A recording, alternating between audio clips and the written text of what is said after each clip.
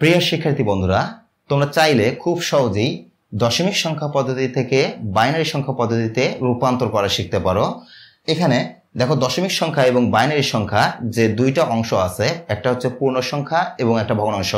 খুব সহজেই এভাবে পূর্ণ সংখ্যা এবং ভগ্নাংশের যে উত্তরগুলো আছে উত্তরগুলো নিয়ে আসতে পারো এবং পরীক্ষায় ভালো রেজাল্ট করতে পারো। তো চলো দেখি আসলে কিভাবে দশমিক সংখ্যা পদ্ধতি থেকে বাইনারি সংখ্যা পদ্ধতিতে রূপান্তর করতে হয়। দশমিক সংখ্যা পদ্ধতি থেকে খুব সহজেই আমরা বাইনারি সংখ্যা পদ্ধতি, অক্টাল সংখ্যা পদ্ধতি এবং হেক্সাডেসিমাল সংখ্যা পদ্ধতিতে রূপান্তর করতে পারি। এই রূপান্তর করার জাস্ট দুইটা উপায় যদি তোমরা শিখে যাও তাহলেই খুব সহজেই রূপান্তর করতে পারবা। একটা হচ্ছে পূর্ণ সংখ্যার ক্ষেত্রে আর একটা ভগ্নাংশের ক্ষেত্রে। আচ্ছা, প্রথমে আমরা একটু দেখে নেই দশমিক সংখ্যা পদ্ধতি থেকে কিভাবে বাইনারি, অক্টাল এবং হেক্সাডেসিমাল সংখ্যা পদ্ধতিতে রূপান্তর করতে হবে। মনে করো এখানে 291, এইটা দশমিকে আছে, এটাকে আমাদের বাইনারিতে রূপান্তর করতে হবে। যদি দশমিক সংখ্যা পদ্ধতি থেকে তোমাদের বাইনারি সংখ্যা পদ্ধতিতে নির্ণয় করতে বলে, তাহলে একটা বিষয় মাথায় রাখবা, দশমিক সংখ্যা পদ্ধতির বেজ হচ্ছে 10 এবং বাইনারি সংখ্যা পদ্ধতির বেজ 2। আমরা কি করব? আমরা বাইনারিতে রূপান্তর করব। যে সংখ্যা পদ্ধতিতে আমরা রূপান্তর করব ওই সংখ্যা পদ্ধতির বেজ দ্বারা দশমিক সংখ্যা পদ্ধতিটাকে ভাগ করে দিতে হবে। তাহলে এখানে কত আছে? 2, 9, 1। এটাকে আমরা কি করব? ভাগ করে দেব 2 দিয়ে, যেহেতু বাইনারি সংখ্যা পদ্ধতির বেস 2। এবার ভাগ করে দেই, 2 একে 2, এখানে কত হবে? 4 2 8 থাকে 1, আর এখানে আছে 1, 1 আর 1 মিলে হলো 11, 5 2 10, 11 মিলেতে আরও আমাদের 1 লাগে, সেই 1 আমাদের ডান পাশে সংরক্ষণ করতে হবে। আবারও 2 দিয়ে ভাগ দিতে হবে, ততক্ষণ পর্যন্ত ভাগ দেব যতক্ষণ পর্যন্ত ভাগফল 0 না হচ্ছে। আচ্ছা, এবারে 7 2 14, 2 2 4, 5 মিলানোর জন্য আমাদের আরও 1-এর প্রয়োজন, সেই 1কে সংরক্ষণ করলাম। এবার আবার দেই, 3 2 6, হাতে থাকে 1, সেই 1 আর এই 2 মিলে হচ্ছে 12, 6 2 12, তাহলে মিলে গেছে 0। আবারও 2 দিয়ে ভাগ করে দেই, কত হবে? 2 একে 2, এখানে থাকে 1, এখানে থাকে 6, তাহলে থাকে কত? 16, তাহলে 8 2 16, মিলে গেছে 0। আবারও 2 দিয়ে দেই, 2 দিয়ে দিলে কত হচ্ছে? 9 2 18, মিলে গেছে 0। আবার 2 দিয়ে দেই, কত হবে? 4 2 8, এখানে আছে 9, 9 থেকে 8 বাদ দিলে হাতে থাকে 1। আবারও 2 দিয়ে দেই, এখানে কত হবে? 2 2 4, মিলে গেছে 0। এখানে আবারও দেই, এখানে কত হবে? 2 একে 2, মিলে গেছে 0। আবারও 2 দিয়ে দেই। এখানে একটা বিষয় লক্ষণীয় যে যখনই আমরা দেখব যে এই সংখ্যাটা এই বেজের থেকে ছোট হয়ে গেছে, তখন এর নিচে 0 বসে দেব এবং এই সংখ্যাটাকে ডান পাশে সংরক্ষণ করব। এবারে আমরা কি করব? নিচের দিক থেকে উপরের দিকে একটা তীর চিহ্ন দেব। নিচের দিকে লিখব MSB আর উপরের দিকে লিখব LSB।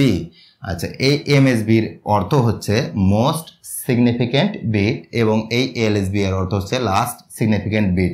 অর্থাৎ সবচেয়ে গুরুত্বপূর্ণ সংখ্যাগুলো থাকে নিচের দিকে এবং সবচেয়ে কম গুরুত্বপূর্ণ সংখ্যাগুলো থাকে উপরের দিকে। তোমরা যদি আমার আগের ক্লাসটা দেখো, তাহলে আগের ক্লাসে এই সকল বিষয় নিয়ে বিস্তারিত আলোচনা করা আছে, সেটা দেখে নিলে এই ক্লাসটা বুঝতে তোমাদের জন্য আরও বেশি সহজ হবে। তো আমরা এখন কি করব? আমরা এখন এই সংখ্যাটাকে নিচের দিক থেকে উপরের দিকে সাজিয়ে লিখব। দেখো কত হয়?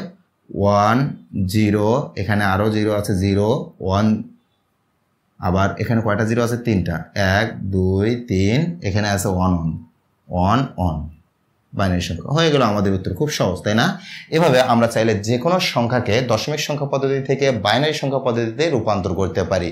আচ্ছা, এটা তো গেল দশমিক সংখ্যার ক্ষেত্রে। বাইনারি সংখ্যায় পূর্ণ সংখ্যার ক্ষেত্রে যদি ভগ্নাংশ থাকে, এরকম কোনো অঙ্ক থাকে যে 0.351, এটা আছে দশমিকে, এটাকে আমরা বাইনারিতে রূপান্তর করব।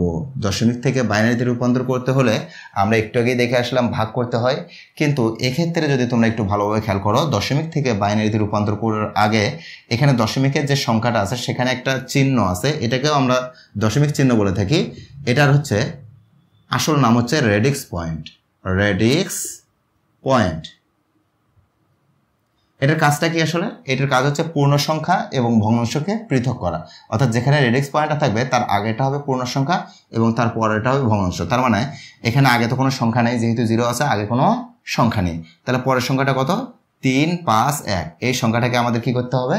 এই সংখ্যাটাকে আমাদের বাইনারিতে রূপান্তর করতে হবে। তাহলে এই সংখ্যাটাকে বাইনারিতে রূপান্তর করতে হলে আমাদের প্রথমে কি করতে হবে, এই সংখ্যার সাথে বাইনারি সংখ্যা পদ্ধতির বেস দ্বারা গুণ করতে হবে। মাথায় রাখতে হবে, এর আগে এটা যখন পূর্ণ সংখ্যার ক্ষেত্রে করছিলাম তখন এখানে ভাগ করে দিছি, ভগ্নাংশের ক্ষেত্রে যখন করব তখন আমাদের গুণ করতে হবে। দেখো কিভাবে গুণ করতে হয়, 3, 5, 1 এই যে সংখ্যাটা আছে এই সংখ্যার সাথে বাইনারি সংখ্যা পদ্ধতির বেস দ্বারা গুণ করলাম। কত হবে, 2 একে 2, 5 দুগুণ 10 0 হাতে থাকে কত 1, 3 দুগুণ 6 আর একে কত হবে 7। দেখো এখানে 3 ডিজিট আছে, 3 ডিজিটের আগে এখানে দশমিক চিহ্ন ছিল, তাহলে এখানেও দশমিক চিহ্ন হবে। আর এই পাশে বাম পাশে কি করতে হবে, সংরক্ষণ করতে হবে। যদি বাম পাশে এখানে হাতে থাকা বিট থাকে অর্থাৎ ক্যারি বিট থাকে, সেই ক্যারি বিটটাকে সংরক্ষণ করতে হবে। যেহেতু এখানে ক্যারি বিট নাই সুতরাং এখানে 0 সংরক্ষণ করতে হবে। একটু বুঝতে যদিও জটিল হলো, দেখো আবার দেখলেই বুঝতে পারবা। এখানে কি করব, আবারও 2 দিয়ে গুণ করে দেব।